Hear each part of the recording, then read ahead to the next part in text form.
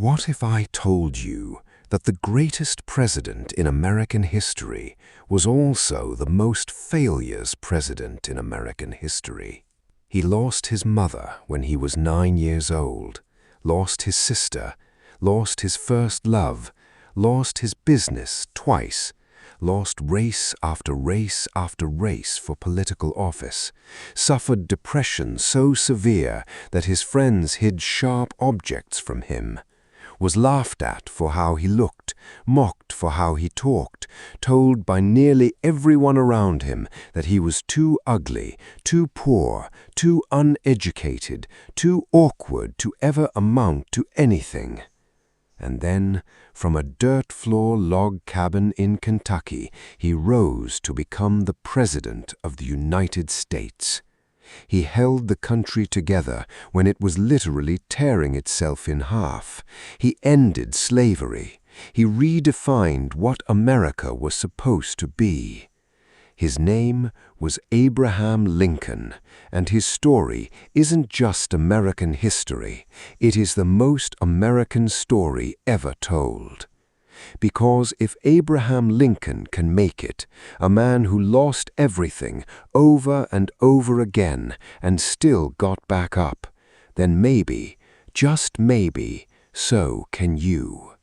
February 12th, 1809. Hardin County, Kentucky. A baby boy is born inside a one-room log cabin with a dirt floor and a single window.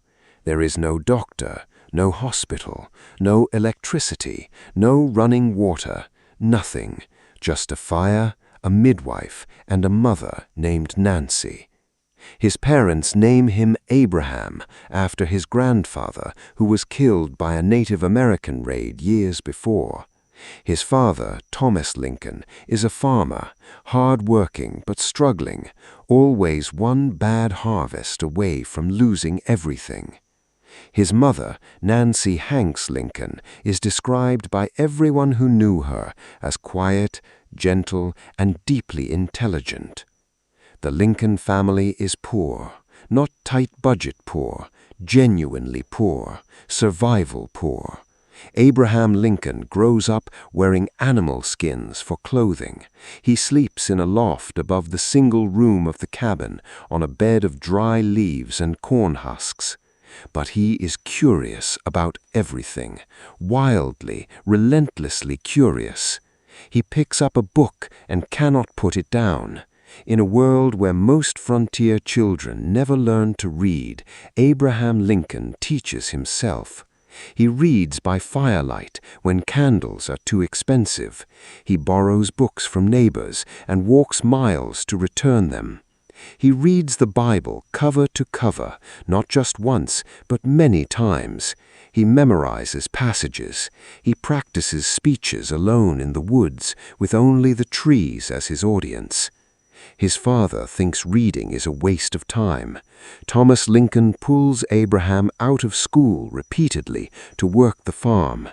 By the time Abraham Lincoln becomes president, he will have had less than 1 year of formal schooling total. His entire education is self-taught. That fact alone should make every person who ever said, "I didn't have the right opportunities," stop and think. When Abraham is 7 years old, the family moves to Indiana. The cabin is even rougher. The winters are brutal. And then, when Abraham is 9 years old, his mother gets sick. Nancy Hanks Lincoln dies of milk sickness, a disease caused by drinking milk from cows that ate poisonous white snakeroot plants. Abraham watches his mother die. He and his sister Sarah help their father build her coffin. They bury her in the frozen ground. For months the Lincoln household falls apart. Thomas Lincoln is a broken man. Abraham and Sarah are essentially raising themselves. The cabin is cold. The food is scarce. Young Abraham Lincoln, 9 years old, is already learning the hardest lesson life has to teach. Loss does not wait until you are ready. Eventually, Thomas Lincoln rides back to Kentucky and returns with a new wife, a widow named Sarah Bush Johnston, who brings her 3 children with her. And here is one of the great small miracles of Abraham Lincoln's story. His stepmother is wonderful. She loves Abraham immediately and fiercely. She sees his intelligence. She encourages his reading. She fights Thomas Lincoln on Abraham's behalf when he tries to pull him from books and push him to farm.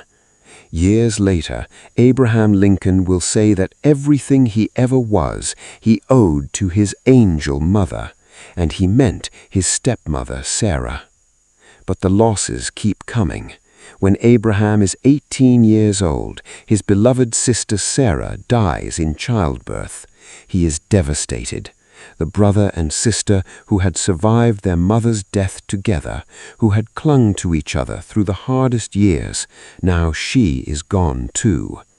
Abraham Lincoln is 18 years old and already buried his mother, his grandmother, and his sister. Abraham Lincoln challenges the powerful incumbent U.S. Senator Stephen Douglas for his Senate seat in Illinois. What follows is one of the most extraordinary political events in American history. 7 debates across Illinois in the summer heat and fall chill. Crowds of thousands travel on horseback, by wagon, on foot, to watch 2 men argue about the soul of America. Stephen Douglas is everything Lincoln is not.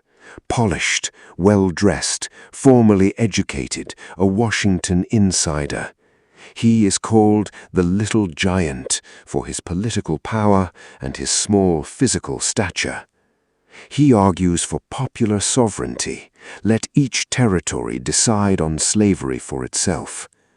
Lincoln tears this argument apart. He says that you cannot be morally neutral on the question of human slavery. He says that a house divided against itself cannot stand. He says that America must be all one thing or all the other, and that if it becomes all slave, the promise of the Declaration of Independence is dead. He loses the Senate race again. But the debates are published nationwide. The whole country reads them, and the whole country starts asking, who is this Abraham Lincoln? The Republican Party is looking for a presidential candidate.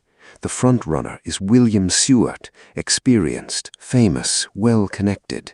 Abraham Lincoln is seen as a dark horse, a backwoods lawyer with a funny face and a high, slightly strange voice who tells too many stories. But Lincoln has something Seward doesn't.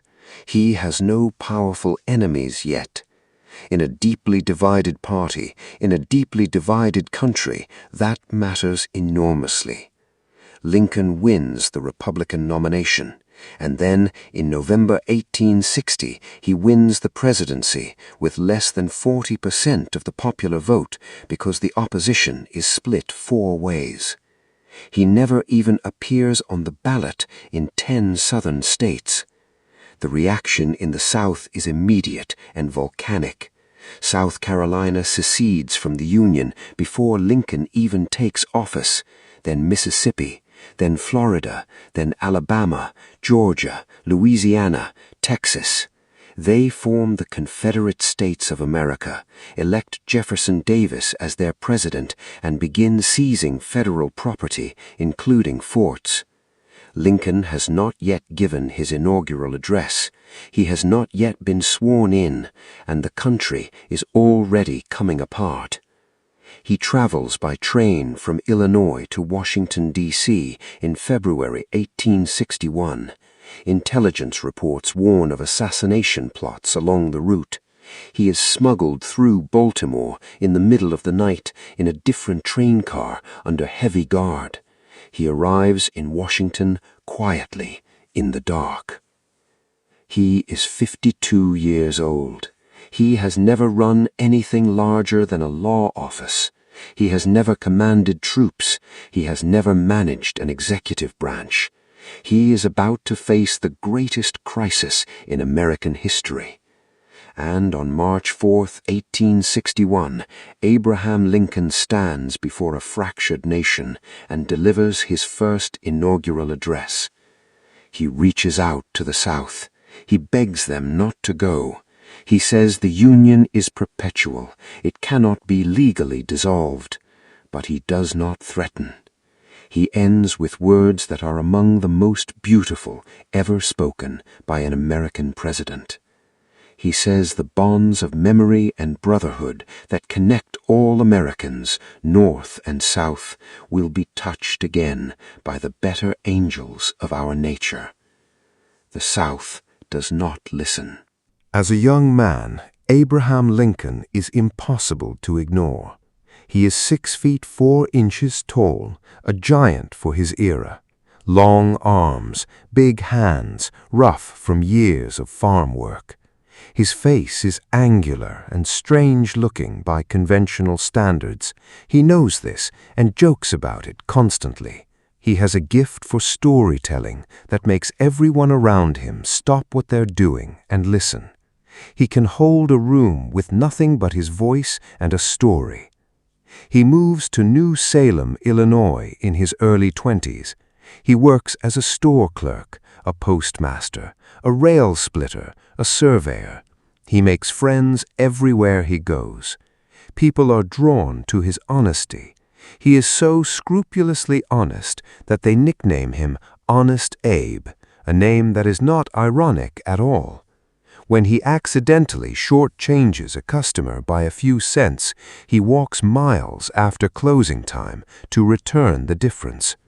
He enters politics for the first time, running for the Illinois state legislature in 1832. He loses. He doesn't give up. He tries to start a business, a general store.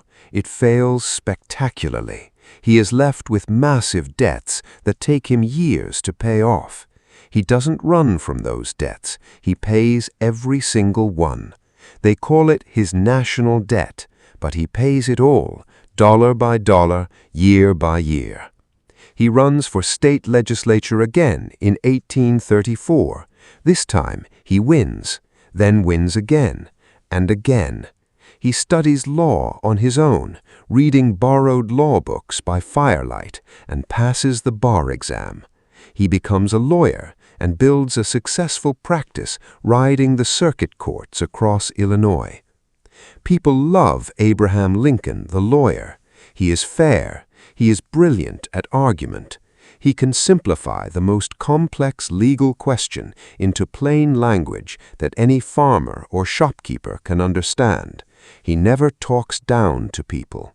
He never pretends to be something he is not.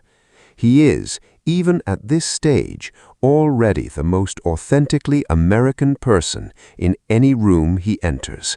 Here is the part of Lincoln's story that most people don't learn in school. Abraham Lincoln suffered from what we today would call severe clinical depression. He called it the hypo, short for hypochondria, which was the 19th century term for severe melancholy. There were periods in his life when he could barely function, when his friends were so worried about him that they removed knives and razors from his reach, afraid he might harm himself. In the early 1830s, Lincoln falls in love with a young woman named Anne Rutledge. She is smart, warm, and beloved by everyone in New Salem. Abraham is completely devoted to her, and then in 1835, Anne Rutledge dies of typhoid fever. Lincoln collapses, not just emotionally, he is physically incapacitated by grief. He stops eating, he cannot sleep, he wanders in the woods alone for hours. His friends are genuinely frightened for his life. He eventually recovers, not fully, but enough to keep going. And this becomes a pattern in Lincoln's life. Devastating loss, followed by a period of darkness, followed by a stubborn, almost defiant return to living. He begins a complicated courtship with a woman named Mary Todd, a well-educated woman from a prominent Kentucky family who comes to Springfield, Illinois, to visit her sister. They are in many ways opposites. She is refined, socially polished, politically sharp. He is rough-hewn, self-made, awkward at parties. But Mary Todd sees something in Abraham Lincoln that many others miss. She sees his greatness before he fully sees it himself. On their wedding day, a friend asks Abraham where he is going, dressed in his finest clothes. Lincoln reportedly says, "To hell, I suppose." He's joking, mostly. They will have 4 sons together. 2 will die before Lincoln becomes president. A third will die in the White House during Lincoln's first term. Of 4 children, only one, Robert, will outlive his father. The Lincoln family carries grief like a second skin. Through the 1840s and early 1850s, Abraham Lincoln builds his career as a lawyer and politician. He serves 1 term in the U.S. House of Representatives. He is not particularly remarkable there. He opposes the Mexican-American War at a time that is deeply unpopular, and it effectively ends his first run at national politics. He goes back to Illinois. He goes back to his law practice. He is in his mid-40s. Many people who knew him assumed that was it, that Abraham Lincoln would be a successful small-town lawyer and nothing more. But then, the great question of American life explodes back into the center of everything: slavery. The United States in the 1950s is a nation in profound moral crisis. The country has been built in large part on the labor of enslaved black people, human beings who are bought and sold, who have no legal rights, who are considered property under the law. The Southern economy depends on this system, and the Southern political class is determined to expand it as the country grows westward. The Kansas-Nebraska Act of 1854 allows new territories to decide for themselves whether to allow slavery. Abraham Lincoln watches this happen, and something reignites inside him. He says years later that this is when he truly woke up. He is not an abolitionist, not yet, not in public. He is a pragmatic politician who believes slavery is morally wrong, but uncertain about how to end it constitutionally. But he believes one thing with absolute conviction: slavery must not be allowed to expand. If it expands, it will never end. And if it never ends, America's promise that all men are created equal is a lie. He begins giving speeches against the expansion of slavery, and people start paying attention.